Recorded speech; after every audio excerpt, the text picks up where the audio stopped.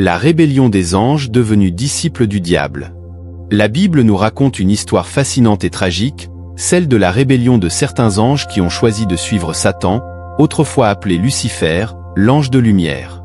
Ce thème est fondamental dans la théologie chrétienne car il aborde des questions essentielles sur le mal, la liberté de choix et la justice divine.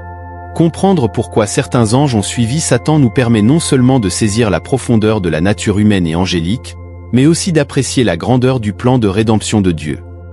Les anges, selon la Bible, sont des êtres spirituels créés par Dieu pour servir de messagers et pour accomplir sa volonté. Leur existence et leur rôle sont soulignés dans plusieurs passages bibliques. Dans Hébreux 1, verset 14, il est écrit « Ne sont-ils pas tous des esprits au service de Dieu, envoyés pour exercer un ministère en faveur de ceux qui doivent hériter du salut ?» Cela démontre que les anges sont des serviteurs divins, dédiés à l'accomplissement des desseins de Dieu. De même, Colossiens 1, verset 16, déclare « Car en lui ont été créées toutes les choses qui sont dans les cieux et sur la terre, les visibles et les invisibles, trônes, domination, principautés, pouvoirs, tout a été créé par lui et pour lui. » Cette affirmation inclut les anges dans l'œuvre de la création divine, soulignant leur position dans l'ordre cosmique instauré par Dieu. Lucifer, également connu sous le nom de Satan après sa chute, occupait une position élevée parmi les anges avant sa rébellion. Ézéchiel 28 versets 12 à 17 décrit Lucifer comme un être d'une beauté et d'une sagesse incomparables, placé dans le jardin d'Éden, et doté d'une grande perfection jusqu'à ce que l'iniquité soit trouvée en lui. Ce passage souligne sa gloire et son statut avant sa chute. Tu étais un chérubin protecteur, aux ailes déployées. Je t'avais placé et tu étais sur la sainte montagne de Dieu. Tu marchais au milieu des pierres étincelantes. Isaïe 14 versets 12 à 15 offre également un aperçu de la grandeur initiale de Lucifer et de sa chute subséquente. Il est décrit comme l'astre brillant, fils de l'aurore, tombé du ciel en raison de son ambition démesurée. Tu disais en ton cœur, je monterai au ciel, j'élèverai mon trône au-dessus des étoiles de Dieu. Je m'assiérai sur la montagne de l'Assemblée, à l'extrémité du septentrion. Ces passages bibliques nous montrent que Lucifer était un ange de haut rang, doté de grandes capacités et d'une position privilégiée avant qu'il ne succombe à l'orgueil et ne se révolte contre Dieu. La compréhension de cette position initiale est essentielle pour saisir les raisons profondes de la rébellion de Lucifer et de certains anges qui ont choisi de le suivre. Quelles sont les raisons de la chute de Satan et des anges rebelles? Premièrement, il y a l'orgueil et l'ambition de Satan. La Bible nous révèle que l'orgueil et l'ambition démesurée de Satan ont été les principales causes de sa chute. Dans Isaïe 14 versets 13 à 14, nous lisons les pensées orgueilleuses de Satan. Tu disais en ton cœur, je monterai au ciel, j'élèverai mon trône au-dessus des étoiles de Dieu. Je m'assiérai sur la montagne de l'Assemblée, à l'extrémité du septentrion. Je monterai sur les hauteurs des nuées, je serai semblable au Très-Haut. Ce désir de s'élever au-dessus de sa position légitime et de rivaliser avec Dieu a conduit à sa chute. Le Nouveau Testament corrobore cette interprétation. Dans 1 Timothée 3 verset 6, Paul met en garde contre l'élévation d'un novice à un poste de responsabilité dans l'Église, de peur qu'il ne tombe dans l'orgueil et ne subisse le même sort que le diable. Il ne faut pas qu'il soit un nouveau converti, de peur qu'il ne soit enflé d'orgueil et ne tombe sous le jugement du diable. Cette mise en garde montre que l'orgueil était au cœur de la rébellion de Satan. La tentation de vouloir être égal à Dieu est la seconde chose qui a fait chuter Satan. L'orgueil de Satan s'est manifesté par son désir de devenir égal à Dieu. Ézéchiel 28 verset 2 révèle cette ambition. « Fils de l'homme, dis au prince de Tyr, ainsi parle le Seigneur, l'Éternel. Ton cœur s'est élevé, et tu as dit, je suis un Dieu, je suis assis sur le siège de Dieu, au cœur des mers, alors que tu es un homme et non un Dieu, et tu prends ta volonté pour la volonté de Dieu. » Bien que ce passage soit une prophétie contre le prince de Tyr, il est souvent interprété comme une allusion à Satan en raison de son ambition similaire. Dans Genèse 3 verset 5, nous voyons Satan, sous la forme du serpent, tenter Ève en lui promettant que ses yeux s'ouvriraient et qu'elle serait comme Dieu. Mais Dieu sait que le jour où vous en mangerez, vos yeux s'ouvriront, et que vous serez comme des dieux, connaissant le bien et le mal. Cette tentation reflète la propre aspiration de Satan à égaler Dieu et montre comment il a cherché à instiller ce même désir dans l'humanité. Que doit-on savoir de l'influence de Satan sur les autres anges? Satan n'est pas tombé seul. Il a réussi à entraîner avec lui un tiers des anges, selon Apocalypse 12 versets 3 à 4 qui dit « Un autre signe parut encore dans le ciel, et voici, c'était un grand dragon rouge-feu, ayant 7 têtes et 10 cornes, et sur ses têtes, 7 diadèmes. Sa queue entraînait le tiers des étoiles du ciel et les jetait sur la terre. Les étoiles sont souvent interprétées comme les anges, ce qui indique l'influence de Satan sur une partie des armées célestes. 2 Pierre 2 verset 4 mentionne également la chute des anges rebelles. Car si Dieu n'a pas épargné les anges qui ont péché, mais s'il les a précipités dans les abîmes de ténèbres et les réserve pour le jugement. Ce passage montre que les anges qui ont suivi Satan ont péché en se révoltant contre Dieu et ont été punis pour leur rébellion.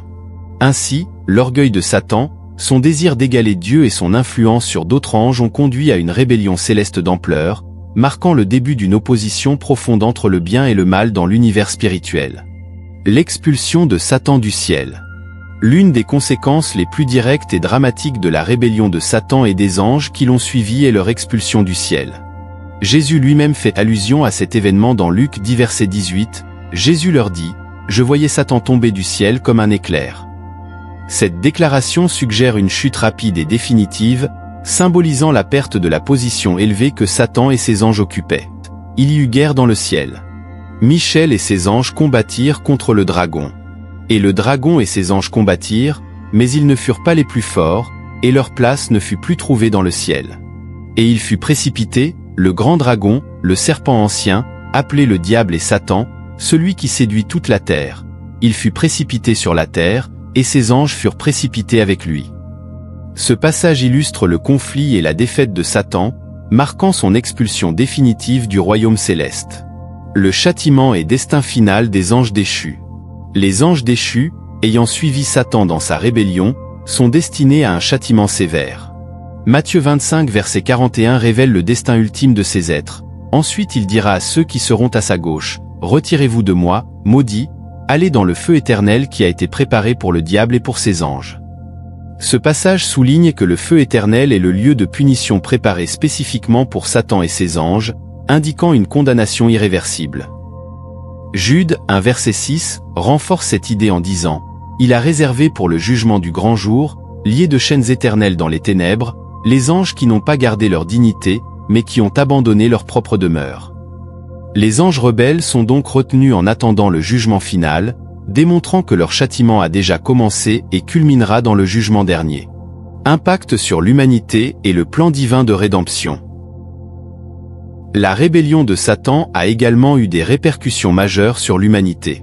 La tentation et la chute d'Adam et Ève dans le jardin d'Éden, relatée dans Genèse 3, montrent comment Satan, sous la forme du serpent, a introduit le péché dans le monde humain. Genèse 3 verset 1 ainsi décrit comment Satan a séduit Ève pour qu'elle désobéisse à Dieu, entraînant ainsi la chute de l'humanité. Cependant, la Bible révèle que Dieu a prévu un plan de rédemption pour restaurer l'humanité. 1 Jean 3 verset 8 déclare « Celui qui pratique le péché est du diable, car le diable pêche dès le commencement. Le Fils de Dieu a paru afin de détruire les œuvres du diable. » Jésus-Christ, par sa vie, sa mort et sa résurrection, est venu défaire les œuvres de Satan et offrir le salut à l'humanité. Ainsi, la rébellion de Satan et des anges déchus a conduit à une expulsion du ciel, à un châtiment éternel, et a eu un impact profond sur l'humanité, nécessitant l'intervention divine pour la rédemption. Ces événements illustrent la gravité de la rébellion contre Dieu et la profondeur de sa miséricorde et de sa justice. La rébellion de Satan et des anges déchus n'a pas compromis la souveraineté de Dieu. Au contraire, elle met en lumière sa puissance et son autorité suprême sur toute la création. Romains 8 verset 28 affirme « Nous savons, du reste, que toute chose concourt au bien de ceux qui aiment Dieu, de ceux qui sont appelés selon son dessein. » Même les actes de rébellion sont utilisés par Dieu pour accomplir ses desseins ultimes. Colossiens 2 verset 15 déclare « Il a dépouillé les dominations et les autorités, et les a livrées publiquement en spectacle, en triomphant d'elles par la croix. » La victoire de Jésus-Christ sur les forces du mal à travers la croix souligne la suprématie de Dieu et la défaite ultime de Satan. L'importance de l'humilité et de la soumission à Dieu. L'histoire de la chute de Satan sert d'avertissement sur les dangers de l'orgueil et de la rébellion. Jacques 4 verset 7 conseille « Soumettez-vous donc à Dieu, résistez au diable, et il fuira loin de vous. » La soumission à Dieu est essentielle pour résister aux tentations et aux influences négatives. De même, vous qui êtes jeunes, soyez soumis aux anciens. Et tous, dans vos rapports mutuels, revêtez-vous d'humilité, car Dieu résiste aux orgueilleux, mais il fait grâce aux humbles. Humiliez-vous donc sous la puissante main de Dieu, afin qu'il vous élève au temps convenable. L'humilité est un antidote puissant contre l'orgueil, qui a conduit à la chute de Satan. L'espérance chrétienne face à la lutte contre le mal. Malgré la présence du mal dans le monde, les chrétiens peuvent avoir l'espérance et la confiance en la victoire finale de Dieu. Éphésiens exhorte les croyants à se revêtir de l'armure de Dieu pour tenir ferme contre les ruses du diable. Au reste, fortifiez-vous dans le Seigneur, et par sa force toute puissante. Revêtez-vous de toutes les armes de Dieu, afin de pouvoir tenir ferme contre les ruses du diable. Le Dieu de paix écrasera bientôt Satan sous vos pieds. Que la grâce de notre Seigneur Jésus soit avec vous. Cette assurance rappelle aux chrétiens que la victoire finale appartient à Dieu et que le mal sera définitivement vaincu. Ainsi, l'étude de la rébellion de Satan et des anges déchus nous enseigne des leçons précieuses sur la souveraineté de Dieu, l'importance de l'humilité et de la soumission à Dieu, et l'espérance chrétienne face à la lutte contre le mal. Ces enseignements nous encouragent à rester fidèles et vigilants dans notre marche spirituelle, en comptant sur la grâce et la puissance de Dieu pour triompher des forces du mal. En explorant la rébellion de certains anges qui ont suivi Satan, nous avons découvert des aspects profonds et essentiels de la théologie chrétienne.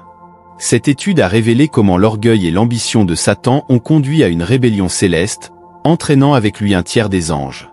L'expulsion de ces anges du ciel et leur destin de châtiment éternel soulignent la gravité de la rébellion contre Dieu et les conséquences du péché. Cependant, à travers la vie, la mort et la résurrection de Jésus-Christ, Dieu a offert un plan de rédemption pour restaurer l'humanité et détruire les œuvres du diable. Cette histoire souligne non seulement la justice de Dieu mais aussi sa miséricorde infinie. Les enseignements spirituels tirés de cette étude nous rappellent l'importance de l'humilité et de la soumission à Dieu. L'orgueil, qui a été la cause de la chute de Satan, est un piège dont nous devons nous garder. La soumission à Dieu et la résistance au diable sont des attitudes essentielles pour mener une vie chrétienne victorieuse. Enfin, cette étude renforce notre espérance chrétienne. Malgré la présence et l'activité du mal dans le monde, nous avons l'assurance de la victoire ultime de Dieu. Les Écritures nous encouragent à nous fortifier dans le Seigneur, à revêtir l'armure de Dieu et à résister fermement aux ruses du diable. Nous avons la promesse que le Dieu de paix écrasera bientôt Satan sous nos pieds, affirmant ainsi la victoire finale du bien sur le mal. En conclusion, la rébellion de Satan et des anges déchus nous enseigne des leçons précieuses sur la nature du mal, la souveraineté de Dieu, et l'importance de l'humilité et de la soumission. Elle nous rappelle également l'espérance et la victoire que nous avons en Jésus-Christ. Que ces enseignements nous encouragent à rester fidèles à Dieu, à persévérer dans la foi, et à vivre dans l'espérance de la victoire finale du royaume de Dieu.